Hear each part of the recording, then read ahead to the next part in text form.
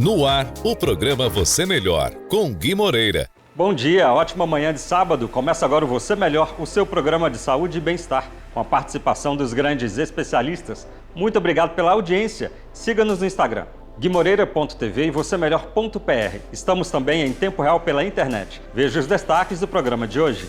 Cirurgia plástica que altera o volume e formato das mamas, tornando-as mais harmoniosas e proporcionais em relação ao restante do corpo. O médico cirurgião plástico Dr. Fernando Cooper explica a mamoplastia. Harmonização facial masculina. Saiba como é feito o procedimento estético que vem ganhando cada vez mais adeptos. Confira na entrevista com a doutora Patrícia Giacomelli. Além de corrigir uma série de problemas de visão, as lentes oftálmicas podem proteger os olhos com tratamentos anti-reflexo, proteção UV e filtro de luz azul. A consultora de imagem, Luciana Takasugi, lista os benefícios. Hérnia de disco. Você conhece essa lesão que ocorre com mais frequência na região lombar? É provável que seja um dos principais motivos de tantas dores na coluna. Veja com o médico ortopedista Dr. Pedro Luz. Agora no Você Melhor na Band Paraná.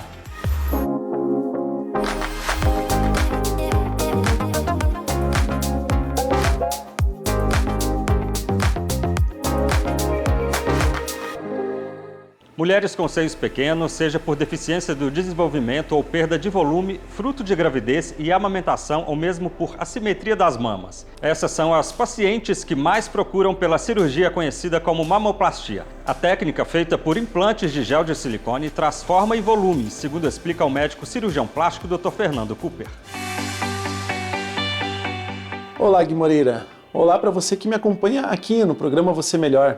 O tema da nossa conversa hoje é de muito interesse das mulheres, a mamoplastia. É uma cirurgia plástica que visa alterar o volume ou o formato das mamas, tornando assim mais harmoniosas e proporcionais em relação ao restante do corpo. Este é um dos procedimentos estéticos mais procurados no país e pode ter como objetivo a redução ou aumento das mamas. Uma grande parte das mulheres procuram esse tipo de cirurgia por possuírem seios pequenos, por deficiência no seu desenvolvimento, por perda do volume fruto da gravidez e amamentação, de processos de emagrecimento ou mesmo por processos de assimetria mamária. Procura-se, então, dar forma e volume capazes de promover a autoimagem e desenvolver a autoestima através da colocação de implantes de gel de silicone, sendo a taxa de satisfação bastante elevada. Antes do procedimento, é importante que essa paciente discuta o procedimento com o cirurgião plástico. Deve ser levado em conta o tipo de prótese a utilizar, bem como as possibilidades técnicas para sua colocação, por via axilar, areolar ou sulco inframamário, explicitando as vantagens e desvantagens de cada uma delas e a indicação para o caso em questão. O procedimento de mamoplastia também pode ser feito para quem tem excesso de mama e de gordura, causando não raras vezes problemas de coluna associados. A técnica cirúrgica consiste na remoção de pele, gordura e tecido. Como regra geral, a realização das cicatrizes em volta da areola e em T invertido, de forma a obter um tamanho consistente com a estrutura física da paciente. De um modo geral, a redução mamária melhora as dores e, eventualmente, as lesões de intertrigo, que são os vermelhões no sulco das mamas. A mamoplastia também pode ser feita como forma de correção de assimetrias mamárias, bem como das areolas. O procedimento necessita levar em consideração a especificidade de cada caso, podendo haver a necessidade da redução da mama ou de colocação de prótese nas de menor volume, ou ainda a redução e prótese em ambas as mamas para que a simetrização contemple também a posição das mesmas quando a paciente está de pé ou deitada. Por hoje eu fico por aqui. Um grande abraço e até nosso próximo encontro. Não estamos falando de uma exclusividade das mulheres. A harmonização facial também caiu no gosto dos homens, muito em razão da crescente preocupação com a estética e autoestima. Tal processo envolve uma série de melhorias na qualidade da pele, aperfeiçoando proporções e simetrias. Saiba mais na entrevista da doutora Patrícia Giacomelli.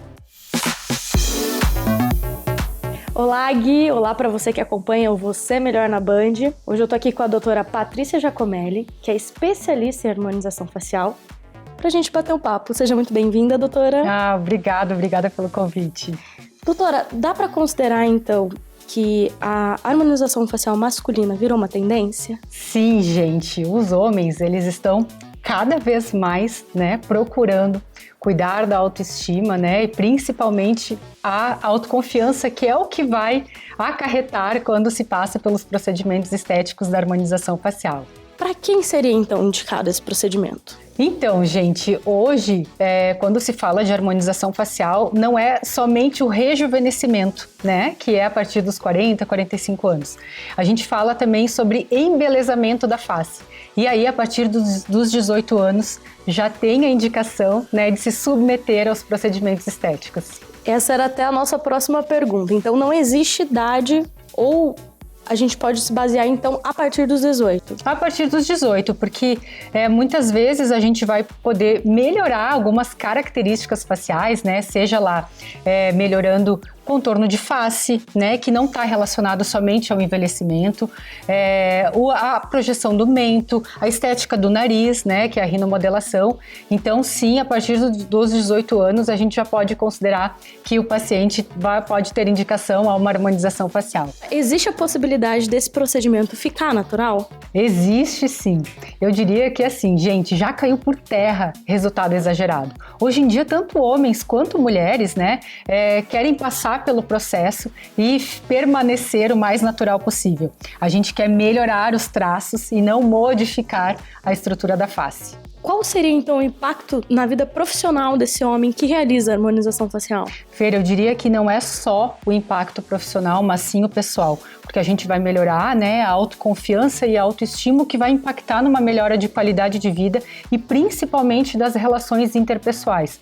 Mas no profissional existe sim como vai impactar numa melhora, né, da autoconfiança, principalmente naqueles cargos, né, que necessitam de relações entre pessoas, como cargos, né, de liderança, até mesmo vendas, negociações. Então aquele homem ele vai se sentir mais seguro também no seu ambiente, né, de trabalho também. Doutora, muito obrigada por esclarecer todas as nossas dúvidas.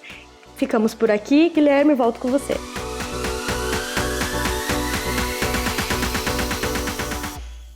Os problemas de visão afetam milhares de pessoas, seja a miopia, a hipermetropia, o astigmatismo ou a presbiopia, a chamada vista cansada, comum a partir dos 40 anos de idade. Por conta disso, a cada dia as indústrias desenvolvem uma série de lentes oftálmicas para tratar cada um desses problemas. É o que vamos saber com a consultora de imagem Luciana Tagasugi. Olá, Gui! Olá para você que acompanha o programa Você Melhor na Band. Hoje eu tô aqui com a Luciana Tagasugi, que é técnica em ótica e consultora de imagem especializada em óculos. Seja bem-vinda, Lu. Obrigada. Lu, conta pra gente como pode facilitar a adaptação das lentes multifocais. Bom, as lentes multifocais, elas são lentes progressivas, né? Elas são lentes que você consegue enxergar longe, perto e o intermediário. Então, muita gente tem dificuldade para adaptação dessas lentes, porque é uma coisa totalmente diferente para o cérebro.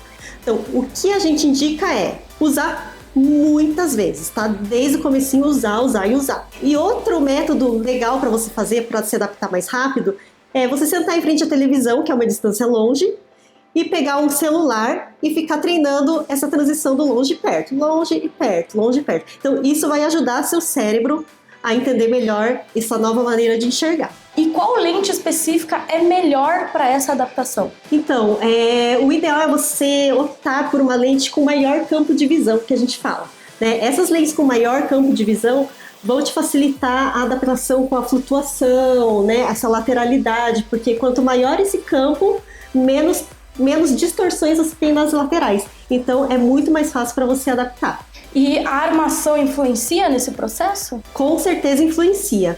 Tá? Para você fazer uma lente multifocal, o ideal é você escolher uma armação em que seu olho fique muito bem centralizado.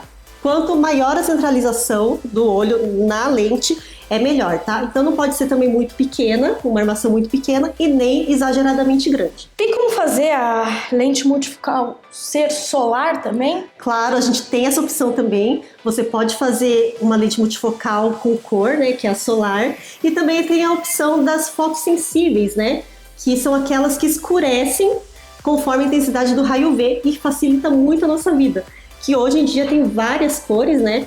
E antigamente tinha aquela ideia de porque as fotossensíveis são de velho, digamos assim. Mas não, hoje tem várias cores super estilosas e fica bem legal e bem mais prático. E para finalizar, qual que é a vantagem então de usar uma lente multifocal? Com certeza é a praticidade. Você não tem que ficar tirando e colocando os óculos, coloca um óculos para perto, coloca um óculos para longe, fica aquele tira e põe e perde óculos, estraga óculos. Então as multifocais elas facilitam muito no nosso dia a dia. Lu, muito obrigada por tirar todas as nossas dúvidas. Então ficamos por aqui e voltamos com você, Gui. A hérnia de disco é uma das doenças que mais provoca dores nas costas e alterações de sensibilidade para a coxa, perna e pé. Após os primeiros sintomas de dores nas costas, os músculos que protegem a coluna podem começar a ficar fracos e atrofiados. Por isso, é importante consultar um especialista e começar um tratamento, segundo recomenda o médico ortopedista Dr. Pedro Luz. Olá pessoal, tudo bem? Hoje eu vou falar sobre hérnia de disco. É muito comum aqui no meu consultório o paciente chegar dizendo que tem 5 hérnias de disco, 3 na cervical, 2 na lombar, e quando a gente vai examinar o paciente, ele não tem clínica de hérnia de disco. Como que é a clínica da hérnia de disco? Como ela se traduz no seu corpo? Normalmente, a hérnia de disco que está te dando sintoma, ela dá uma irradiação para o braço ou uma irradiação para as pernas, que seria a dor ciática ou a dor braquial, porque os nervos que saem aqui da coluna cervical formam o plexo braquial.